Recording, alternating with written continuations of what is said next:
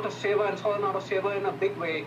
And therefore, the right wing or the center right, the nationalists, the conservatives, however you may want to call them, who take a much harder line on Pakistan and Kashmir, have been in power and will be in power, frankly. And this is shifting the conversation on Kashmir and on India-Pakistan relations in a negative direction.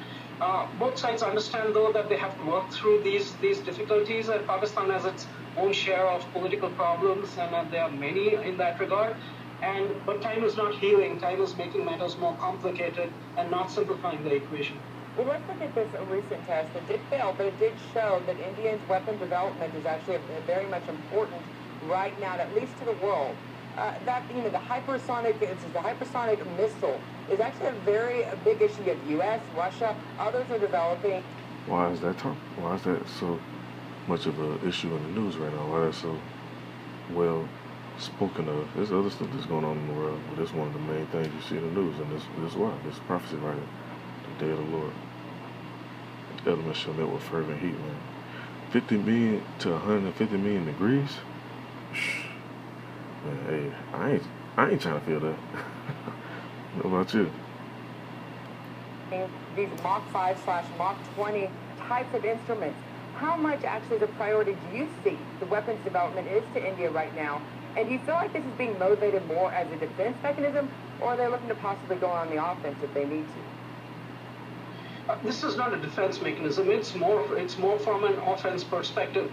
But we have to understand that flight times between India and Pakistan are really, really tiny, and tiny even for aircraft, let alone for a hypersonic missile.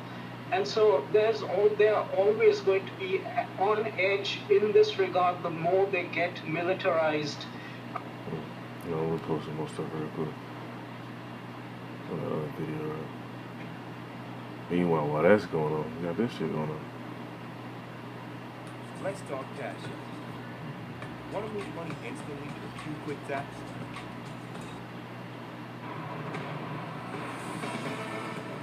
Live from the world headquarters of RT America in our nation's capital, this is the news with Rick Sanchez.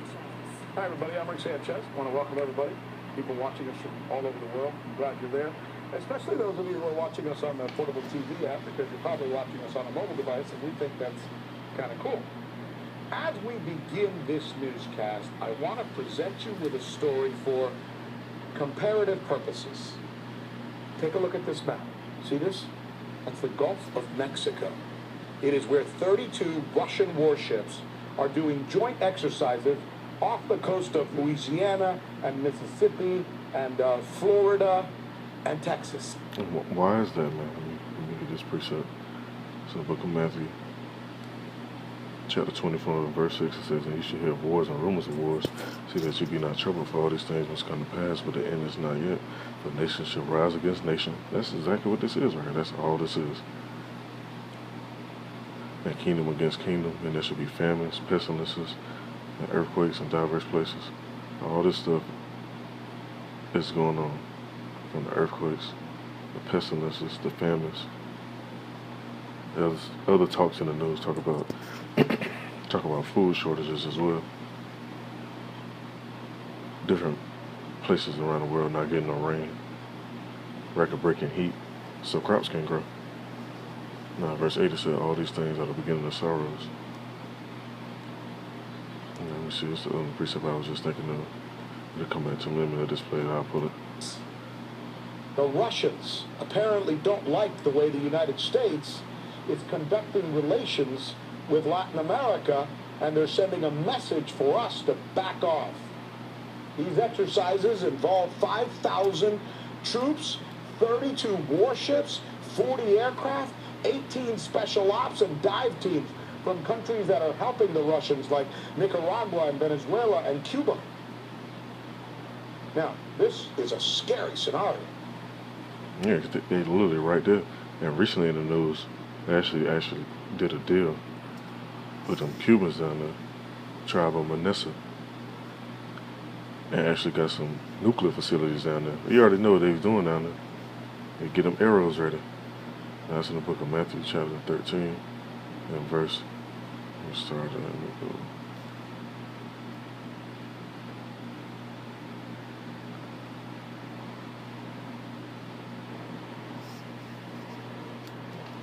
Let's start at verse 9. It says, "Who have ears to hear, let them hear."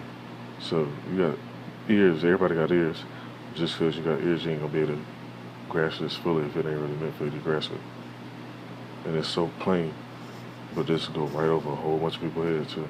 Now, verse 10 it says, "And the disciples came and said unto him, Why speakest thou unto them in parables?" Because you can read all this stuff to somebody, but if they ain't meant to get it, they're not gonna get it. It says, "He answered and said unto them, Because it is given unto you to know the mysteries of the kingdom of heaven, but to them it is not given." That don't sound like everybody equal and the same to me.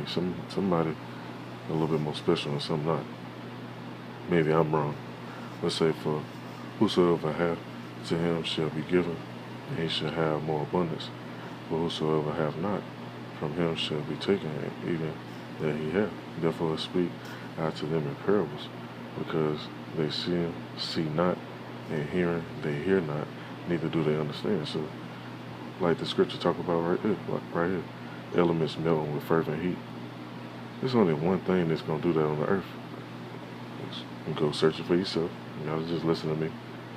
And what you got the nations doing? That's right here. Right? Is what I just told you true? No, it's not. You probably figured that out. I present this, as I said at the top, for comparative purposes. See, Esau a fucking liar. Because if you actually go do your homework, this is true. They actually got stuff going on over there. It's been in the news these past weeks anyway, then they try to take it down. That's why it's good to do your homework. Hold on, let me get this charger. My battery getting low.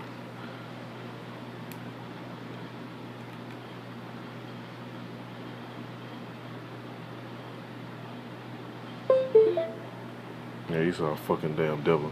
Because they'll tell you something and be like, "Oh yeah, this the truth, but this ain't the truth." And then they'll say, "This not the truth, but this the truth."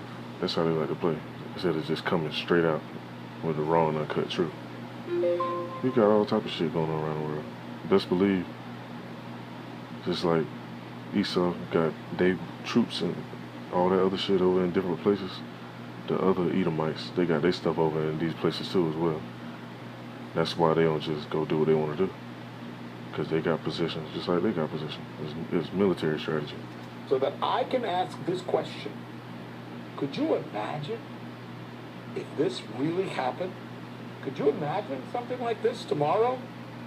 They was just... 32. I don't know if I can pull it up real quick. They not too long ago, recently, they was just passing by with spy ships off the coast of Delaware, Georgia, right off on the coast of San Francisco area, Alaska. So this really was going on. It's not no myth. Let Esau tell his lies a little bit, then put a little bit of true information out. Russian warships in the Gulf of Mexico?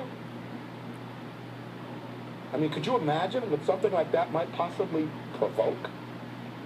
So here's the point. What I just showed you is exactly what's happening right now, what has just taken place, I should say, off the coast of Russia. A country with pretty much the same nuclear capabilities that we have, by the way. And some would ask if this might be a little bit reckless on our part. What I'm talking about, it's called Operation Seabreeze. It's taking place in the Black Sea, which is, for all intent and purposes, Russia's Gulf of Mexico. Yes, the U.S. and NATO executed amphibious military maneuvers, a bevy of them, at the height of Russian tourist season, beach season, Russians call it, involving 5,000 troops, 32 warships, this is the real deal here, 40 aircraft, 18 special ops, and dive teams. There it really did happen. It's being described as one of the largest military exercises to ever take place in this region, meant to send Russia a message that it needs to change its ways when it comes to relations with its neighbor, Ukraine in particular. Now, is this going to work? The general rules of diplomacy and history both say, no, this kind of stuff just doesn't work. In fact, what it could do is make things a hell of a lot worse. And you're right, that shit is gonna get worse. I ain't gonna play this whole video because he's just gonna go on and on and on about it. But you know how Esau like to do. In order to tell a lie, you gotta know what? Know the truth. So, the book of Zechariah, chapter 13. Let's scroll down.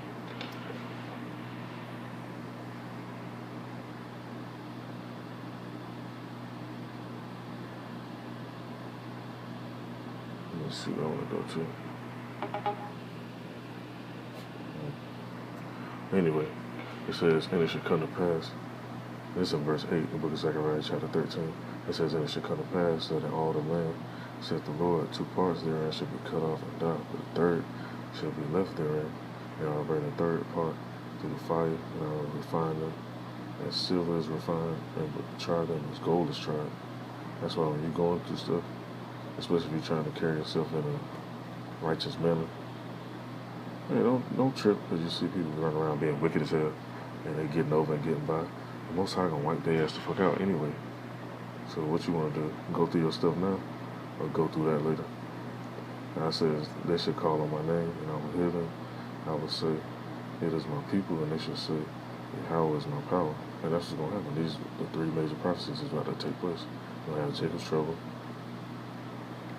also along with the RFID chip, aka the mark of the beast, being implemented. Then you're gonna have that third war, like the scripture say. Behold, the first and the second war is past, but the third war coming quicker. And when that third war comes, one of the main things they're gonna be launching off is them arrows, them nukes. And I ain't gonna pull it up. I pulled it up in recent videos, but another nickname. But you know what? Let me just pull it up just for edification's sake.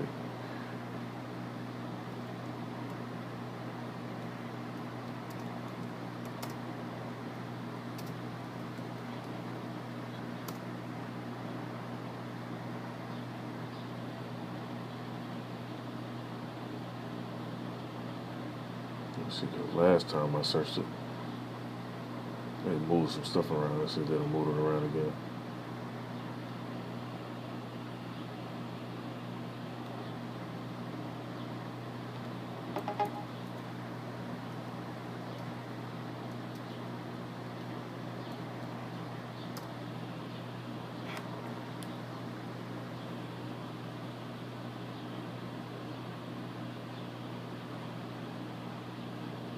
Give me one more.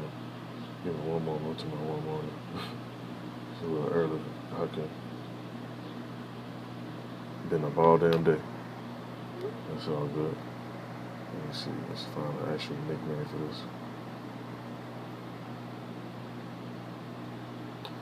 See, this is a new one now. This went on here last time I searched it.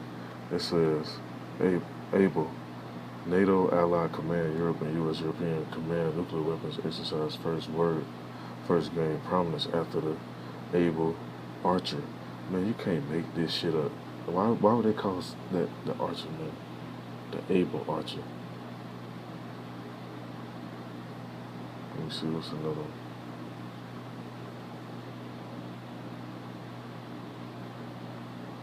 Can't make this shit up, man. But the scriptures ain't real, though. That's funny, man. Let me see what type this in.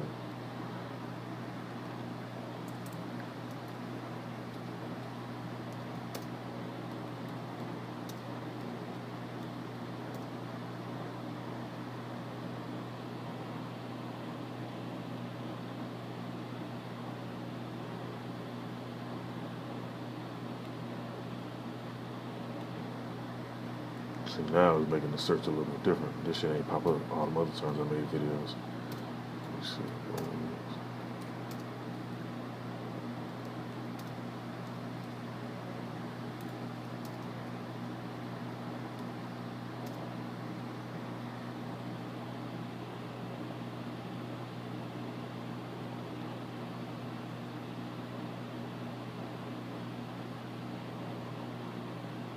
Okay, here we go. It says a major accident involving a nuclear weapon. It's called broken arrow. So you got the term the Able Archer and the broken arrow. And the scriptures basically break it down. All you that bend the bow, spare no arrows, and shoot at it. All these nations, they got them bows and they got them arrows. Esau ain't the only one with that shit. Let me see, I'm gonna put one more piece of it and I'll just end this off.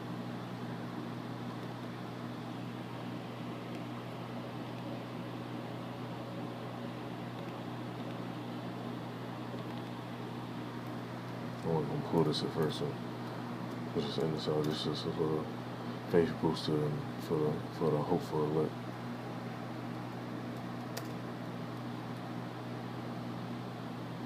This is why all them chariots been popping up more and more. There's not no aliens, no gray men, and none of that shit in there. You got the angels flying around, monitoring, keeping tabs, running up that tab on Esau. Because like I said, the sins have reached up to the heaven. And all that shit that they've been doing. The Most High ain't forget about what they did to us in slavery. They try to wipe that shit out, taking statues down, changing up the history books, changing up the names of schools, streets, towns, whatever they try to do to try to wipe that away. But the Most High ain't forget, man. They got to pay for that. So this is in the book of Matthew chapter 13, verse 41. It says,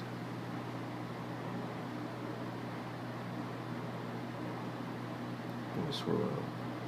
There's so many precepts I want to pull out. I don't want to stretch this out too long because people's attention span real short.